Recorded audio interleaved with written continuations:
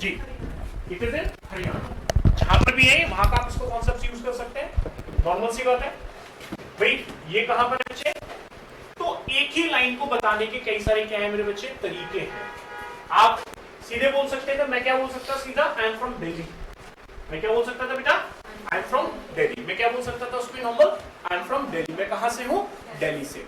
लेकिन मैंने उसी लाइन को कैसे एक्सप्लेन कर दिया, नहीं जी आई ड्वेल एट, हाँ आई एम बोल सकते हैं, आई एम जी बिल्कुल, आई एम शॉर्ट टर्म हाँ कुछ बोल सकते हैं, यूज कर सकते हैं उसको, कॉन्ट्रैक्टेड फॉर्म बोलते हैं उसे, हम यूज कर सकते हैं। I am from that one sir, ठीक है। I dwell at Yamuna Vihar, it is in north east Delhi से। अब देखो नेम बता दिया आपने, आप जहां के रहने वाले वो बता दिया जी, जहां के आप क्या बच्चे रहने वाले वो भी बता दिया। अब थर्ड पोर्शन आता है, जैसे मैंने कहा, अगर मैं पूरा लिख देता हूं sir, as far as my educational qualification is concern,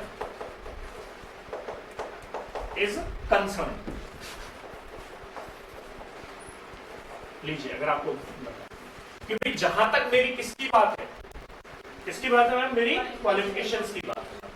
तो क्वालिफिकेशंस में एक बात हमेशा याद रखना बेटा, आप पास्ट से करंट में नहीं आएंगे। आप किससे, पास्ट से करंट में नहीं आएंगे बेटा, आप करंट से पास्ट में जाएंगे जी। आप क्या नहीं करेंगे बेटा, पास्ट से करंट में नहीं आएंगे, आप किस में जाएंगे, करंट से पास्ट में जाएंगे सर। जैसे कि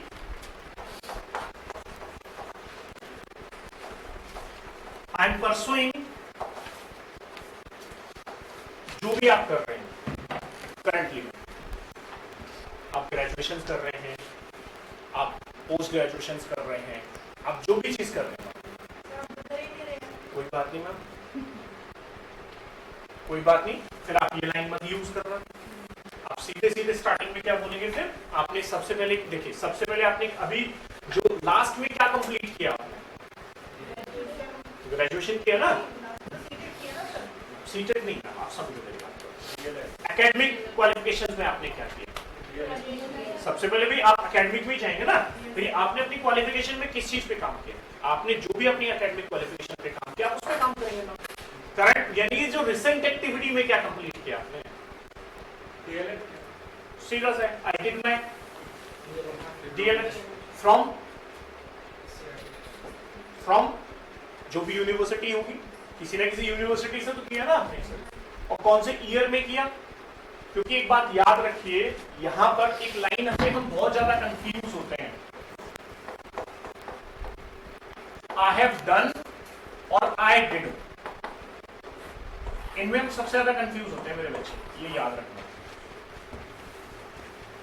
आई हैव डन के साथ कभी भी आई हैव डन जो वाली जो कॉन्सेप्ट होता है ना बेटा, ये हमेशा रिसेंट एक्टिविटी को शो करता है।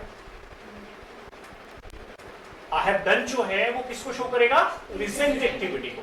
ये नहीं आएगा I have done my graduation in 2005, नहीं, I did my graduation in 2005, क्योंकि टाइम एडवर्बियल जो वर्ड्स होते हैं वो हमारे पास्ट इंडेफिनिट में इस्तेमाल होते हैं, ना कि प्रेजेंट परफेक्ट में इस्तेमाल होते हैं सर। तो रिसेंट एक्टिविटी है ना, तो फिर आई हैव डन, क्योंकि ये रिसेंट के लिए इस्तेमाल होगा। रिसेंट एक्टिविटी में जो भी आपने रिसेंट एक्टिविटी में, क्योंकि ये बेसिक डिफरेंस होता है प्रेजेंट परफेक्ट का और पास्ट इंडेफिनिट का, क्योंकि इन दोनों के अंदर एक्शन पास्ट में हुआ होता है, लेकिन पास्ट इंडेफिनिट में और प्रेजेंट परफेक्ट में फर्क है कि प्रेजेंट परफेक्ट का जो इंपैक्ट होता है ना वो प्रेजेंट पे पड़ता है, और पास्ट इंडेफिनिट का इंपैक्ट जो है वो प्रेजेंट में नहीं पड़ता है। और सर ऐसे भी हो सकते हैं कि I completed my graduation in 2018, I completed भी, हाँ बिल्कुल कर सकते हैं, क्योंकि वो रिसेंट में थोड़ी किया आपने।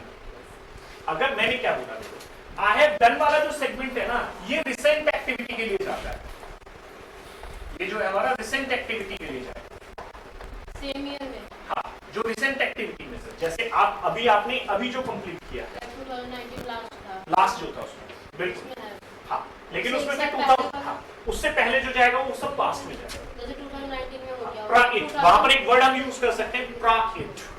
प्राइट का मतलब होता है तुरंत पहले। जैसे फॉर एग्जांपल मैं आपको अपना बताता हूं, नॉर्मल से मैं एक नॉर्मल एग्जांपल दे देता हूं, नॉर्मल एग्जांपल दे देता हूं। recently I have completed my post graduation from Delhi University. Prior का मतलब होता है तुरंत पहले से। Prior I did my graduations from same university and prior I did my schooling. अब देखो स्कूलिंग के कई सारे पार्ट हैं। स्कूलिंग में हम दो तरह से क्वालिफिकेशन बताते हैं, एक बताते हैं हम क्या 10th वाला और एक बताते हैं हम 12th वाला। और प्लीज मैट्रिक वैट्रिक मत यूज करना, हम बोल देते ना कि I completed my matric from there, नहीं। 10th को बोला जाता है सेकेंडरी एजुकेशन और 12th को बोला जाता है बेटा सीनियर सेकेंडरी एजुकेशन। स्कूलिंग का है तो हम इसीलिए ये नहीं बता। स्कूलिंग में अगर आप समझिए, अगर आपने स्कूलिंग एक ही स्कूल से दोनों किया है, 10th और 12th किया है, तो आप सीधे सीधे बोल सकते हैं I did my schooling from that board. I did my schooling from that board. Year last में आएगा ना, इन ईयर तो लास्ट में आएगा भाई। और जब ईयर आ गया तो वो कॉन्सेप्ट हमारा पास्ट इंडेफिनिट से जाएगा बेटा, पास्ट परफेक्ट से नहीं जाएगा वो। सर जहाँ पे गैप ईयर आपके होता है और हम ये चाहते हो कि वो ना रेज करे गैप, डॉक्यूमेंट में तो सारा होता है, वो तो सारी चीजें वो एक्सप्लेन खुद से उस टाइम पे ना क्वेश्चन रेज करे, तो ईयर को हम नेगलेक्ट नहीं कर सकते। बात बताइए, अपनी यूनिवर्सिटी डाल दें या यूनिवर्सिटी डालो ना, I did my graduation from that university. इसमें सीटेट का भी मेंशन करेंगे। हाँ बता सकते हैं सर, पीआरटी में है तो नॉर्मल सी बात है सर, इंटरव्यू में गए तो सीटेट क्वालिफाई करके गए। कि वो एलिजिबिलिटी है उसको क्या बनाना। लेकिन देखो मैं एक चीज छोटी सी चीज बताना चाहूंगा मैं, वो डिपेंड करता है आपके ऊपर। नहीं वो एक्चुअली वो ये कहने की बीएड भी बतानी चाहिए। नहीं मैं ऐसे कह रही हूँ कि वो तो डीएड भी है ना, यूट्यूब पे बता रहे थे कि मैं आपको छोटी सी टेक्स्ट सुनिए, जब आप इंट्रोडक्शन दे रहे हैं ना तो उन्हें हमें पूरी राम कथा नहीं सुनानी है, उनके लिए भी छोड़ दो कुछ। आप समझो मेरी बात को। मैं बार बार इंट्रोडक्शन के लिए क्यों कहता हूं कि आप इसे 1 मिनट में खत्म कर दें, क्योंकि अगर आप 2 मिनट 3 मिनट तक, मैं इसको 3 मिनट तक का भी इंट्रोडक्शन बना सकते हैं, क्वालिफिकेशन को ही मैं पूरा 1 मिनट दे दूंगा पूरा। लेकिन जब यदि आप ही खुद सब एलिब्रेट कर दोगे तो फिर इंटरव्यू क्रॉस क्वेश्चनिंग कहां से करेगा? थोड़ा बहुत उसको भी तो क्वेश्चनिंग करने दीजिए ना आपसे, क्योंकि आप जितना उसको बताते जाएंगे बेटा वो उतना ही में से ही कुछ ना कुछ आपसे क्वेश्चंस पूछता जाएगा।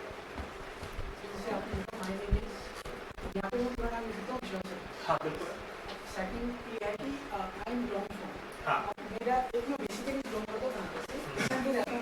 ठीक है। जैसे मैं इंटरव्यू को एक वो देना चाहता हूँ कि हाँ भाई आप बनारस से क्वेश्चन पूछ सकते हैं, मैं केसेस करूँ चीज़ पे और थोड़ा बहुत उसके बारे में पढ़ के, तो मैं उनको एक बोल सकता हूँ कि आप बेसिकली हाँ बिल्कुल। होम टाउन मैंने क्या बोला था, जब मैंने आपसे भी पूछा तो आपसे होम टाउन पूछा ना मैंने आपसे, क्योंकि जो जहां से हम बिलोंग करते हैं सर पर्टिकुलर वो होम टाउन होता है हमारा सर, हमारा जहां से हम रहने वाले हैं वो हमारा होम टाउन है सर। सर इसके लिए अलग मिलेगी आई एम बेसिकली फ्रॉम। आप देखिए सुनिए मैं आपको बता देता हूँ सर, इसको बताने के 2 तरीके होते हैं। एक होता है हमारा परमानेंट एड्रेस, एक होता है हमारा temporary address sir. Permanent address वो एड्रेस होता है जहां पर आपका, जहां भी आप गांव से हैं, जो भी आपका होम टाउन है सर, वो आपका परमानेंट एड्रेस है सर। बेसिकली आप अपने उस शहर को छोड़कर जहां भी कहीं पर रह रहे हैं सर, वो आपका टेम्परेरी एड्रेस होता है। वो क्या होता है हमारा टेम्परेरी एड्रेस होता है सर। जैसे आप सोनीपत से हैं तो सोनीपत आपका क्या है बेटा परमानेंट एड्रेस है सर। सोनीपत क्या हमारा परमानेंट एड्रेस है। लेकिन अगर आप दिल्ली में कहीं मुखर्जी नगर में रह रहे हैं, यमुना विहार रह रहे हैं, आप जीटीबी नगर में रह रहे हैं, तो ये आपका टेम्परेरी एड्रेस है सर। तो आप उसको वहां पर उस तरह से मेंशन कर सकते हैं कि हाँ जी मेरा बर्थ भी दिल्ली का है और मेरी स्टडी मतलब सब कुछ दिल्ली से है, तो सर मैं यहाँ पे फिर अपना दिल्ली में भी आई नहीं। हाँ परमानेंट एड्रेस है ना। हाँ बिल्कुल है।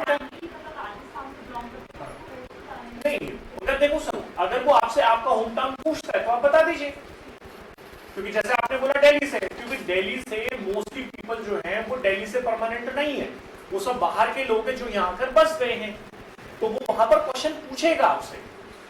वो आपसे क्या करेगा, क्वेश्चन पूछेगा कि ठीक है ma'am and where is your home town, आपका होम टाउन कहाँ है।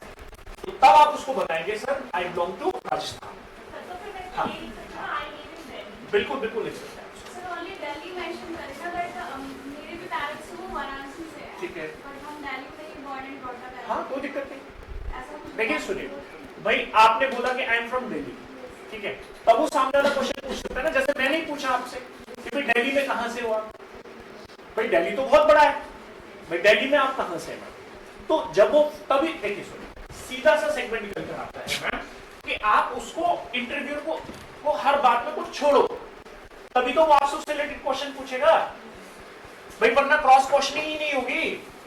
सीधे आपसे जो क्वेश्चंस करना चाह रहा है वो तो सीधे आपके जो है सब्जेक्ट पे पहुंच जाएगा ना। फिर सब्जेक्ट से पहले तो उसको अपने साथ में इतना फैमिलियर तो कर लेना है कि वो हमसे हमारे बारे में वो हम आराम से कॉन्फिडेंट आराम से कंफर्टेबल जोन में आ जाए हम। भाई वरना तो हमारे दिमाग में वही नहीं चलती रहेगी, नहीं भाई पता नहीं क्या पूछेगा, पता नहीं क्या पूछेगा। क्यों? ये आप समझ लीजिए, ये जो इंट्रोडक्शंस वाला पार्ट चलता है ये तरीके से अगर आप देखेंगे तो वो व्यक्ति आपके कंफर्टेबल जोन में आता है, आप उसके कंफर्टेबल जोन में आ जाते हैं। क्योंकि जब आप नॉर्मल सी बात है, मैं आपने उसको हरियाणा बता दिया, वो कहेगा अच्छा हरियाणा में कहां से हो, ये है वो है, तो तभी तो वो आपके साथ में कंफर्टेबल जोन में आएगा। उसके बाद में तो आपके सब्जेक्ट पे क्वेश्चन स्टार्ट करेगा। अब आपने उसको वहां पर ही मौका नहीं दे रहे उसको कुछ भी क्वेश्चन रेज करने का। तो सर अपनी तरफ से मैंने क्या बोला था, आप उसको इतनी जानकारी दो जितनी वो चाहता है, उसके बाद में वो क्यूरियोसिटी तो आप भी उसकी इंक्रीज करोगे ना सर। आपने उसको ये बता दिया हाँ भाई मैं हरियाणा से हूँ, जब भी तो वो क्वेश्चन पूछ सकता है ठीक है सर आप हरियाणा में कहाँ से हो, जी मैं सोनीपत से, ठीक okay I am from Sonipat. अब आपने पहले बोल दिया I am from there then this one, तो वो फिर उसकी क्यूरियोसिटी तो खत्म होगी ना। वो आपसे लंबा कहाँ क्वेश्चनिंग किया उसने, क्रॉस क्वेश्चनिंग कहाँ किया उसने, क्रॉस क्वेश्चनिंग का भी तो चांस दोगे ना आप उसको सर। अगर सारा ही आप बता दोगे उसको तो वो ऐसे बोर हो जाएगा, बोलता रहे भाई तू ही बता ले अपने बारे में सारी बात। गलत तो नहीं कहा बेटा मैंने। आप एक जनरल आप समझो मेरी बात, आप इंटरव्यूअर को भगवान क्यों मान रहे हो, वो भी तो हम ही लोगों में से निकल के गया ना बेटा। भाई जो आपका इंटरव्यू लेगा वो भी तो हम ही में से निकल के गया ना बेटा, तो वो भी तो हम जैसा ही है, या उसकी नाक लंबी है, मूंछें लगी हुई है उसकी इतनी लंबी है, तो वही ना इंसान ही है ना। तो फिर उसको इतने भाव क्यों देने, सीधी सी बात है, उसको इतने भाव क्यों देने, उसको इतनी इंफॉर्मेशन दो जितना हमें उसे देनी है। आप उसको इतनी इंफॉर्मेशन देते रहोगे और उसी से वो आपसे क्या करता रहेगा बेटा, क्रॉस क्वेश्चनिंग पूछता रहेगा। उसी से क्या करता रहेगा बेटा, वो आपसे क्रॉस क्वेश्चनिंग पूछेगा। क्लियर है बेटा? तो क्वालिफिकेशंस को आप इस तरह से बताइए। बताने को तो देखो आप इसको मैं कह रहा हूं 10 मिनट का इंट्रोडक्शन बन सकता है सर, आप पूरी राम कथा सुनाते हो सर, लेकिन सर आप सुनाने नहीं गए हो, आप उसकी सुनने भी गए हो बेटा। आप सिर्फ अपनी सुनाने थोड़ी गए हो उसको। क्योंकि एक बात हमेशा याद रखना बेटा कि इंसान की एक फितरत होती है कि इंसान चाहता है कि मेरी बातों को सुने, तो सर उसकी भी तो सुनोगे ना तुम। मैम नौकरी वो इसी चीज पे तो देगा ना कि हाँ भाई ये बंदा कितना सेंसिबल है, कितना ये कोऑपरेटिव है, ये हमारी संस्था को, हमारी जो संस्थान है इसको आगे कितना ले जा सकता है मुझे। वरना वो कहेगा भाई इसे निकालो, ये तो अपनी अपनी गाता रहता है, ये तो हमारी सुनेगा ही नहीं कुछ। तो हमें उसे सिर्फ इतनी इंफॉर्मेशन देनी है जिससे कि उसका काम हो जाए और हमारा भी काम हो जाए, और उससे हमें क्रॉस क्वेश्चनिंग होना हमें क्या हो जाए बेटा, स्टार्ट हो जाए। तो यहां तक समझ में आ गया? नेम हो गया, बढ़िया नेम हो गया बेटा। उसके बाद में आप जहां से वो बता दिया आपने, उसके बाद में आपने अपनी एजुकेशनल क्वालिफिकेशन बता दी। हाँ जी सर ये जो ग्रीट करेंगे गुड मॉर्निंग वो कहाँ पे करेंगे, गेट से अंदर जाते ही सर देखिए सबसे पहले तो एक चीज छोटी सी एक चीज बता देता हूँ मैं आपको। अगर आप ये गुड मॉर्निंग वाले कॉन्सेप्ट पे जाएंगे, ये आपका दरवाजा बंद है छोटी सी, तो सबसे पहले तो पोजीशन ही लेंगे ना सर, नाम करेंगे नो करने के बाद में आप प्लीज मुंह से ये लाइन जरूर बोलते हैं सर मैं करूँ सर, और प्लीज जब आप मे आई कम इन बोले तो वो ये वाला स्टाइल में रखना, ये वाला स्टाइल नहीं होना चाहिए। हम करते थे ना बचपन में, तो ये वाला ना कि भाई या तो मुझे भेज दो वरना मैं आप होना सकता। तो प्लीज वो इंट्रोडक्शंस के टाइम पे जब आप एंट्री कर दिया आपने सर, ठीक है आप अंदर आ चुके हैं, तो आप इजीली उसको good morning sir, good afternoon sir, chair के पास आ गया बिल्कुल सर, बाहर से गुड मॉर्निंग मत बोलिए सर, अंदर आकर के आप उसको जब आप चेयर पर बैठेंगे तो तुरंत आप सबसे पहले उसको गुड मॉर्निंग बोलेंगे sir. Good morning, good afternoon. नहीं, सभी को नहीं, वो एक और चीज समझ लीजिए, अलग अलग नहीं बोलेंगे good morning madam, good morning madam, good morning madam, नहीं सर।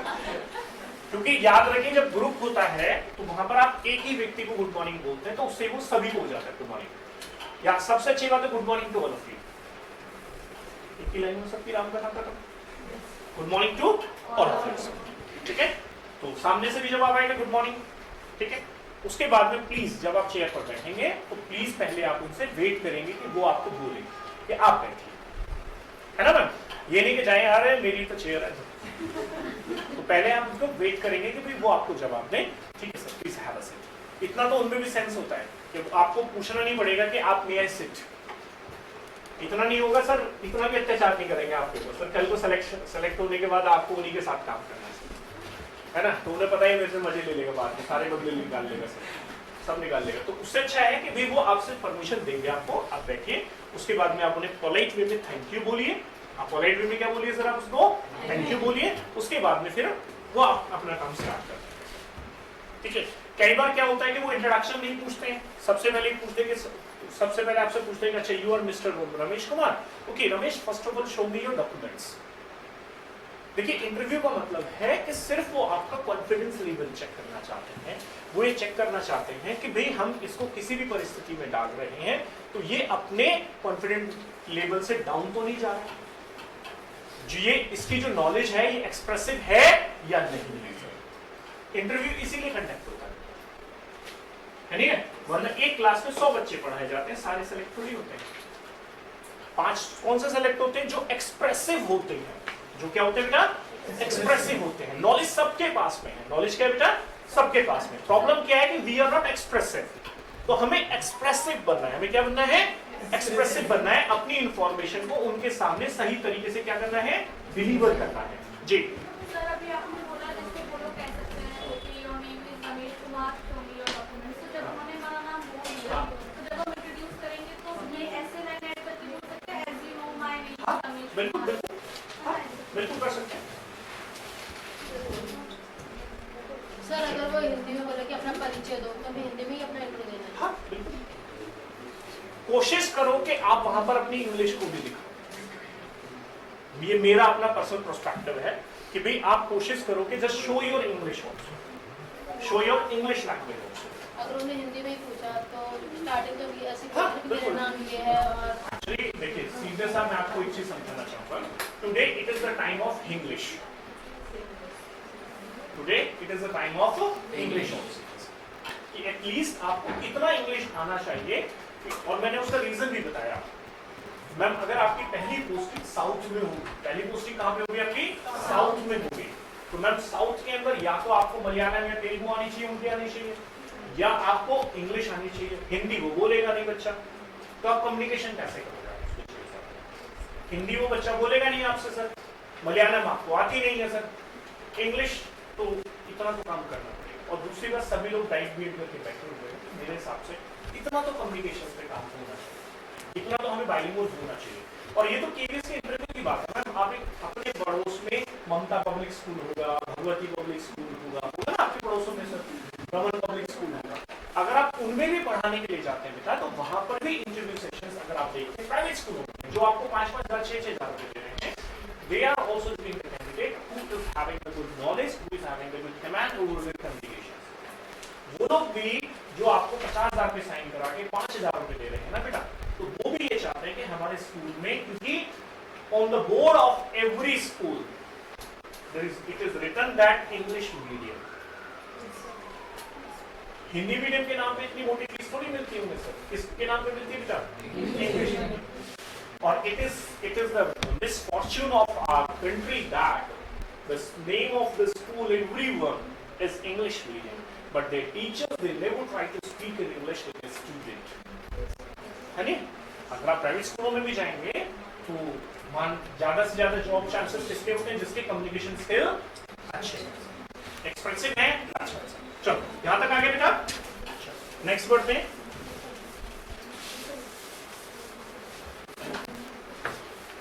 अब देखिए आपने नेम बता दिया, ठीक है, ये सब चीज हो गई हमारी, क्वालिफिकेशंस के बारे में बता दिया। अब उसके बाद में अगर आप बताना चाहते हैं as far as my family background is concerned, जी, आई बिलोंग टू, जैसी भी आपकी फैमिली, ज्वाइंट फैमिली है, न्यूक्लियर फैमिली है। और अब देखो बताने के लिए इसमें भी अगर आप अपनी फैमिली, कई बार क्या होता है कि कुछ ऐसे भी सेगमेंट्स है जहां पर फैमिली बैकग्राउंड बताने की जरूरत तो नहीं होती है मेरे बच्चे। इतना जरूरी नहीं कि आप अपनी फैमिली बैकग्राउंड के बारे में बताओ, लेकिन आप सिर्फ जब आप फैमिली बैकग्राउंड के बारे में नहीं बताना चाहते तो वहां सिर्फ इतना कहकर छोड़ दो कि I belong to nuclear family, I belong to joint family, या उसके बाद में कि आपकी फैमिली में कितने मेंबर्स हैं, सिंपल। क्योंकि अगर आप फैमिली मेंबर्स के बारे में बताने आएंगे बेटा तो आप इस पूरे बोर्ड को भरते हुए चले जाएंगे। My father's name is this one, he is a doctor, my mother's name is this one, she is a domestic engineer, I have 4 sibling, my younger sibling is an IAS officer, my this one is an MLA, है ना? इतना नहीं sir, simple I belong to joint family, I belong to nuclear family, simple सी कहानी बस, इससे ज्यादा नहीं बेटा, ठीक है? क्योंकि वो वहां पे पूछे, सामने वाला आपसे क्या करेगा बेटा, वहां पे क्वेश्चंस रेज करेगा, वो आपसे रेज करेगा क्वेश्चंस कि भाई ठीक है आपकी फैमिलीज में कितने लोग हैं, कौन क्या क्या करता है, तब आप उसको एलिब्रेट करके फिर बताइए मेरे पापा विधायक, मेरे चाचा एमएलए, वो सब एक्सप्लेन करो आप उसके अंदर। लेकिन हाँ जी बेटा, कोई मैरिड हो उसका बेबी हो तो उसे कहना बताना चाहिए हाँ क्वेश्चन में, हाँ as I am married, sure, हाँ बिल्कुल बेटा, शादी आपको ये तो बताना पड़ेगा ना, शादीशुदा। उसका सुनिए मेरी बात को, सुनिए, ये बहुत अच्छा क्वेश्चन इन्होंने किया है कि भाई क्या हमें इंटरव्यू के टाइम पे बताना चाहिए मैं शादीशुदा हूं या मैं कुंवारा हूं। सर जब आप अपना बायोडेटा बनाते हैं तो उसमें बकायदा मेंशन करते हैं मैरिड और अनमैरिड, खासतौर से गर्ल्स के लिए मैरिड में बेनिफिट होता है, क्योंकि अगर दोनों हस्बैंड वाइफ सेम स्टेट में वो अपना ट्रांसफर करा सकते हैं। अगर दोनों हस्बैंड वाइफ गवर्नमेंट जॉब में हैं तो वो, अगर इवन चाहे सेंट्रल जॉब में हो या स्टेट गवर्नमेंट में हो, अगर सेंट्रल गवर्नमेंट में भी है तो वो दोनों एक स्टेट में अपना ट्रांसफर ले सकते हैं, ये हमारा राइट है सर, तो आप वहां पर एक्सप्लेन कर सकते हैं। इंट्रो में बताना चाहिए सर ये, क्या चीज? इंट्रो में, वो तो बायोडाटा में जो हाँ, कंप्लीट होगा, लेकिन देखिए इंट्रो में फॉर एग्जांपल आप शादीशुदा हैं, आप शादीशुदा है ना, तो आप अपने लॉस की फैमिली के बारे में बताएंगे ना, आप अपने फादर की फैमिली के बारे में थोड़ी बताएंगे सर ये वाला सेंटेंस भाई, वहां पर तो आप ऑलरेडी बताएंगे ना कि मेरे हस्बैंड का नाम ये है, वहां पर आप अपने फादर मदर के बारे में थोड़ी कुछ बताते हैं, वहां पे किसके बारे में बताते हैं, आप अपने हस्बैंड के बारे में बताएंगे ना। भाई देखो फैमिली के बारे में भी बताने का तरीका चेंज हो जाता है ना, आप समझो मेरी बात, फैमिली के बारे में बताने का तरीका चेंज हो जाता है। अगर आप मैरिड हैं, खासतौर से लड़कियों के लिए बेटा, अगर आप मैरिड हैं तो आप अपने मदर फादर के बारे में थोड़ी कुछ बताते हैं कि भाई मेरे इतने भाई हैं, मेरी इतनी बहनें हैं, उनके बारे में थोड़ी बताते हैं। फिर आप किसके बारे में बताते हैं, अपनी किसके बारे में, अपनी इन लॉज फैमिली के बारे में, अपने ससुराल के बारे में बताते हैं ना बेटा, जहां पे आप रहोगे उसके बारे में बताओगे आप। अब बॉयज हैं, बॉयज तो हमेशा अपने वहीं पे बताएंगे, भाई नॉर्मल सी बात है, वो तो बेचारे किसी के घर जाते नहीं है, तो उन्हें तो अपने घर का ही बताना पड़ेगा। हाँ सर हम ये ऐड कर सकते हैं कि luckily I born in a teachers family and I also got married in a teachers family. नहीं देखो ये चीज बताने का नहीं है कि भाई मैं टीचरों के परिवार में पैदा हुई हूँ और अब मैं दोबारा से टीचर के परिवार में ना, ये वाला सेंटेंस सर सिंपली बताना है कि I am a married woman हाँ and I have a child of 2 हाँ इयर्स ओल्ड बिल्कुल बेबी बॉय। हाँ बिल्कुल, वो आप एक्सप्लेन कर सकते हो, हाँ मेंशन कर सकते हो, उसको कोई दिक्कत नहीं है उसमें।